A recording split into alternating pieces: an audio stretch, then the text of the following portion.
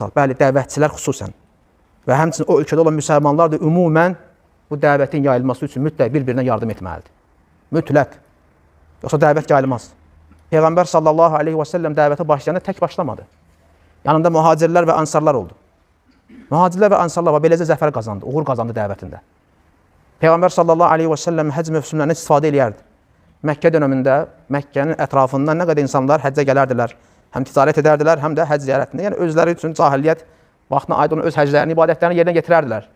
Peyğəmbər sallallahu aleyhi və səlləm fürsətdən istifadə edərdi. Mədinənin küçələrində, Məkkənin küçələrini və bazarlarını gəzərdi və deyərdi ki, insanlar, sizlərdən kim mənə sığınacaq verəcək, məni qoruyacaq? Rəbbimin risalətini yaymağa kim mənə yardım eləyəcək? Mühacirlər yardım etdilər və bunu eşidən ənsarlar da, bir qrup ənsarlar, cavanları və bəzi qəbilə başlar gəlib Məkkəyə gəlib məşhur Əqabə beyətində Peyğəmbər sallallahu aleyhi və səlləm beyət edib ona yardım etməyə söz verdilər, beyət etdilər. Malımızı, ailəmizi, nəfsimizi qoruduğumuz kimi səni qoruyub sənə dəstək olacaq. Deməli, dəvətin uğur qazanması üçün mütləq və mütləq həm xüsusən dəvətçilər, istəyir alim olsun, istəyir elm tələbələri olsun və ümumən də bütün müsəlmanlar bərabər olmalıdır. Əl-ələ verib bu dəvətin yayılmasına çalışmalı, səy göstərməlidir. Allah-u Teala Musanı Fironun yanına göndərəndə Harun, bilirsiniz, Peyğəmbər Musa aleyhissalamın qardaşı olur. Və Musa aleyhissalam istəyir ki, qardaşı da bu işə ona yardım eləsin, Allahdan izin istəyir bu haqda. Bu yolda izin istəyir. Və deyir ki, qardaşım Harunu mənimlə bərabər göndər. Və əxi Harun, huvə afsahu minni lisanən. Harun, qardaşım Harunu da mənimlə bərabər göndər. O dildə çox bəlağətlidir. Fəərsilhu mə'yə rid'ən yüsəddiquni. Məni dəstəkləsin, məni təsdiqləsin deyə Harunu mənimlə bərabər göndər.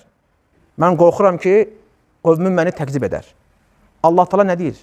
Allah Teala buna görə Haruna da peyğəmbərlik verir və onun Musanın köməkçisidir. Nə deyir? Allah Teala deyir ki, Sənəşuddu adudaka bi əxikə. Biz qardaşınla səni qüvvətləndirəcəyik və sizə dəlillər verəcəyik. Möcüzələrimiz sayəsində onlar sizə pislik edə bilməyəcəklər. Əntuma və mən ittəbəəkuməl qalibun. Siz və sizə tabi olanlar mütləq qəlbə qazanacaqsınız. Deməli, dəvətin nicat tapması üçün, dəvət əhlinin uğur qazanması üçün və onlara tabi olan müsəlmanların uğur qazanması, qələbə qazanması üçün bunların birlik, bərabərliyi mütləq şəkildə olmalıdır. Bir-birlərinə yardım etməli, bir-birini sevməli, dəstək olmalıdırlar.